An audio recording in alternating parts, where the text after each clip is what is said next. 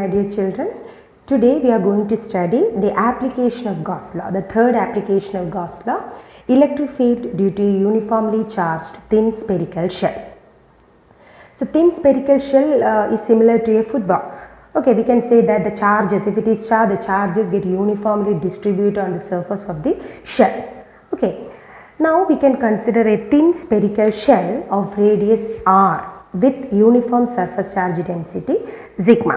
So this is a spherical shell. This represents the charged spherical shell. If it is charged, the charges get uniformly distributed on its surface. No charge inside. And in order to find out electric field at a point outside the shell, here we can consider 3 points. Electric field outside the shell we have to calculate on the surface of the shell, and electric field inside the shell. First we can find out, the case 1 is we can find out electric field outside the shell. Electric field outside the charged spherical shell.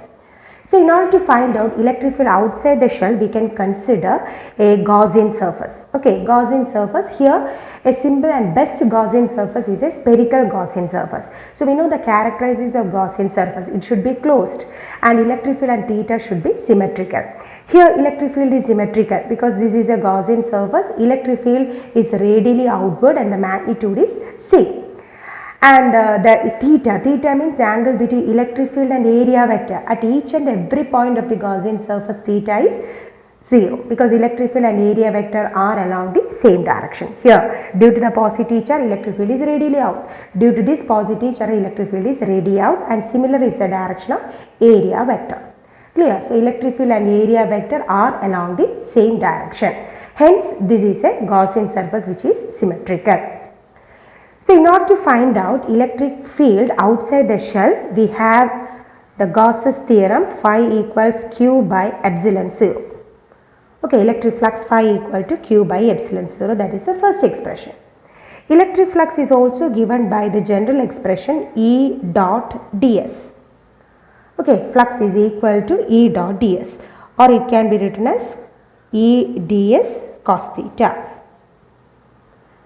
is equal to total flux phi equal to E into what is integral ds? Integral ds represents the total area of the Gaussian surface, isn't it? So what is the total area of the Gaussian surface? Here the point P is at a Gaussian surface of radius r, and the capital R represents the radius of the shell. Clear? So the area of the Gaussian surface, since it is sphere, it is given by 4 pi r square. Theta means the angle between electric field and area vector, both are along the same direction, therefore cos 0. Cos 0 which is 1. So total electric flux is given by E into 4 pi r square. That is the second equation. So from the first equation and the second equation, we can write 1 equal to 2. So we can write E into 4 pi r square equals q divided by epsilon 0, or electric field E can be written as E equals 1 by 4 pi epsilon 0 q divided by r square. So electric field outside the shell is given by E equals 1 by 4 pi epsilon 0 q by r square. So this is a well known expression, isn't it? So we know that electric field at a point, due to a point charge, if charge is here, what is the electric field at a distance r from the charge? So electric field at a point, due to a point charge, we know it is E equals 1 by 4 pi epsilon 0 q divided by r square. So this expression for a shell, it is similar to a point electric field due to a point charge. So this shows that the charge distribution on a shell, the charge distributed on a shell behaves as if the complete charge is at the center. Why? Because both the formula are similar. Electric field at a point outside due to a charged shell and electric field at a point due to a point charge are equal. We can say that the charge distributed on a shell behaves as if entire charge is at the center. Clear? Now So this is the first expression for electric field at a point outside the shell, which is given by 1 by 4 pi epsilon 0 q by r square. Now there is one more expression. So we know that electric flux is given by q by epsilon 0, isn't it? So electric flux is equal to q divided by epsilon 0. Then charge can be written as, we know that surface charge density is charge divided by area. Area represents the area of the shell. Okay, so here charge can be written as sigma into area. So what is the area? Area, the charges are accumulated only on the surface. Clear? So what is the area? Area is given by, charge can be written as sigma into area. What is the area? 4 pi capital R square, because charge get accumulated only on the surface of the shell. Clear? So sigma by 4 pi r square in divided by epsilon 0. So once more, we have surface charge density is equal to charge by area, or charge is equal to sigma into area, and the charges are accumulated only on the surface of the shell. We can take the area as 4 pi capital R square divided by epsilon 0. Clear? Now this is taken as the third expression. Equating 3 and 2. So phi is equal to E into 4 pi r square, that is a general expression. This is from Gauss's theorem. So equating 2 and 3, we can write E into 4 pi r square equals sigma 4 pi capital R square divided by epsilon 0. 4 pi get cancelled, and now we can write electric field E equals sigma by epsilon 0 capital R square divided by small r square. So electric field at a point due to a point charge, electric field at a point outside a charged spherical shell is, two formulas are there, E equal 1 by 4 pi epsilon 0 q by r square, and another formula is E equals sigma by epsilon 0 capital R square by small r squares. Capital R represents the radius of the shell and small r represents the point outside the shell. So if a charge is given, we can use this formula. If the surface charge density is given, we can apply the formula.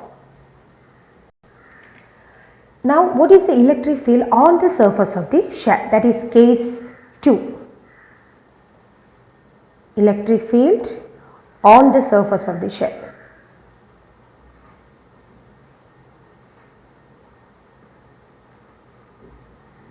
Electric field on the surface of the shell. So on the surface of the shell means the point P is here on the surface of the shell, and the point is at a distance capital R, that means radius.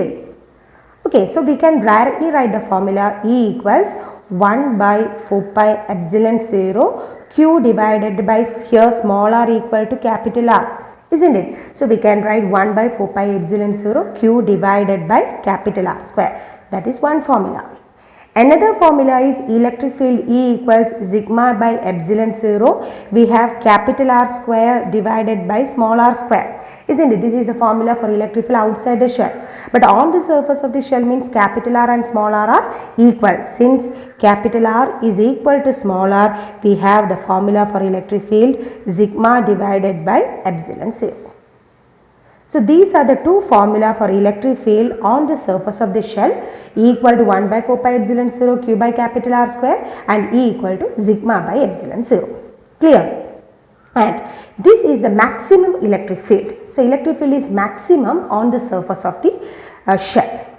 So electric field here outside the shell means as small r increases, what happens to electric field? Decreases.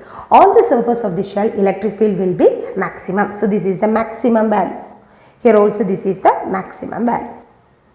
Clear? Now we can take the third case, case 3, that is electric field inside the shell. Electric field inside the charged spherical shell.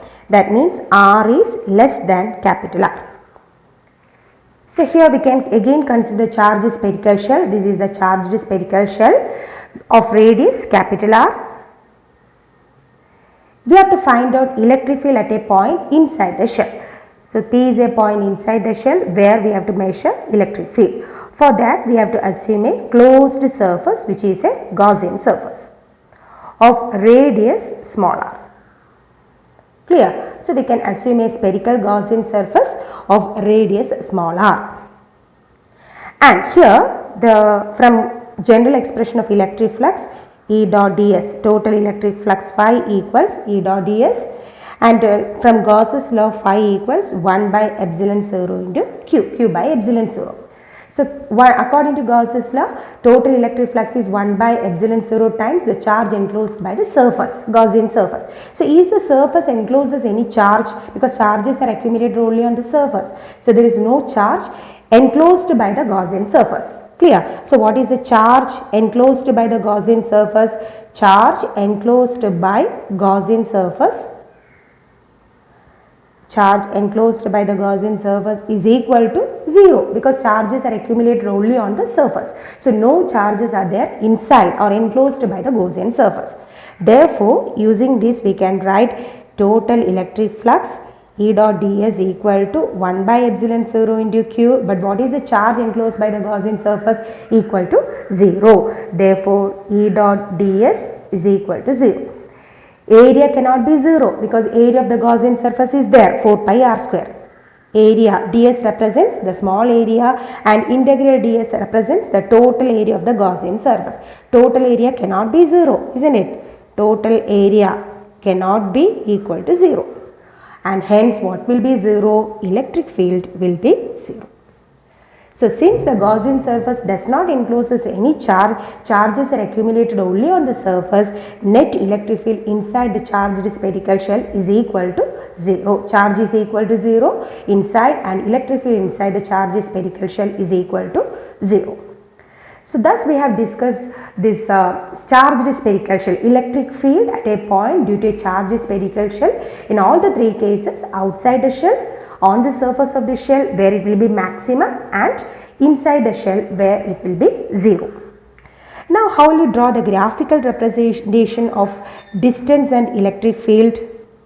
If a graph is plotted with distance along the x-axis and electric field along the y-axis, this is the point where small r equal to capital R.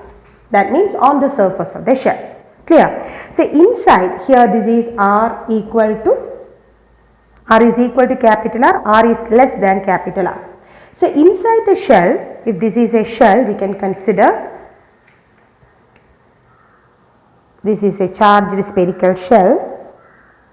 This represents the surface of the shell, that means R is equal to small r equal to capital R.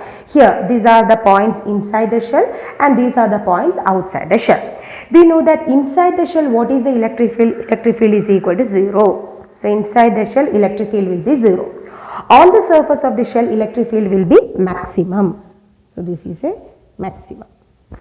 Clear? So, what is the value of this electric field on the surface? It will be E equals 1 by 4 pi epsilon 0 q divided by capital R square from the derivation. Then as R increases, what happens to electric field? Electric field decreases, because we have the expression outside the shell electric field is given by 1 by 4 pi epsilon 0 q divided by small r square. Clear? So, inside the shell electric field will be 0, on the surface it will be maximum, then outside the shell as distance increases, what happens to electric field? Electric field decreases.